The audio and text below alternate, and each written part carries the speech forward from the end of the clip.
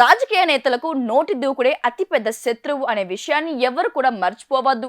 అహంకారం మితిమీరితే ప్రజలు కొట్టే చావు దెబ్బ ఎవరికైనా తప్పదు. అహంకారం అనేది ప్రజా ప్రతినిధులకు అసలు మంచిది కాదు.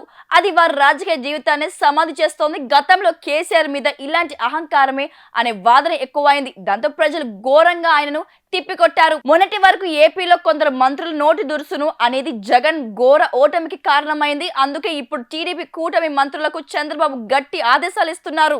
ఇలాంటి విషయాలను ఇప్పుడు తెలంగాణ కాంగ్రెస్ మంత్రులు, ఎమ్మెల్యేలు కొందరు మర్చిపోయినట్లు కనిపిస్తున్నారు. అందుకే వారంతా ఇప్పుడు మాజీ సీఎం కేసీఆర్ మీద ఇష్టం వచ్చినట్టు కామెంట్లు చేస్తున్నారు. కొందరేమో కేసీఆర్ బొంద పెడతామంటున్నారు. ఇక రీసెంట్ గా ఎమ్మెల్యే రాజగోపాల్ రెడ్డి అయితే కేసీఆర్ ను ఓడించి తన లక్ష్యం అనుకున్నానని అది నెరవేరింది కాబట్టి ఇప్పుడు కేసీఆర్ ను జైలుకు పంపడమే లక్ష్యం పెట్టుకున్నట్లు ప్రకటించారు. దానిపై పెద్ద ఎత్తున తీవ్ర విమర్శలు వస్తున్నాయి.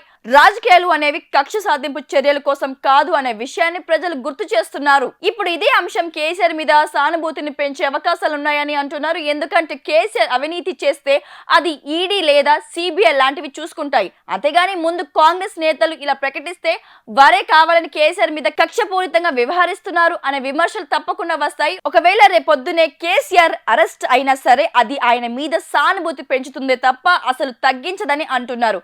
ఆ సమయంలోనే ఆటోమేటిక్ గా కాంగ్రెస్ మీద తీవ్రమైన విమర్శలు రాకమానవు. మొన్న ఏపీలో చంద్రబాబు అరెస్ట్ అయిన తీరు జగన్ ప్రభుత్వాన్ని దెబ్బ కొట్టింది. అప్పటికి వరకు చంద్రబాబును పెద్దగా పట్టించుకొని వారు కూడా చంద్రబాబు మీద సానుభూతి చూపించారు. ఇంత కక్షపూరితంగా వ్యవహరించడం ఏంటని మండిపడ్డారు.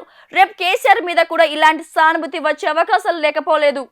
ఇప్పుడు ఆపరేషన్ లేకుండానే మోకాళ్లకు ప్లాస్మా ట్రీట్మెంట్. మీ ఆర్థోపెటిక్ సమస్యలన్నిటికీ రోబోటిక్ టెక్నాలజీ ద్వారా తక్కువ ఖర్చుతో శాశ్వత పరిష్కారం. Free consultation. ప్రతి ట్రీట్మెంట్ పై 20% డిస్కౌంట్. ఈ ఆఫర్ కొద్ది రోజులు మాత్రమే. త్వరపడండి. V9 hospitals 9281465842.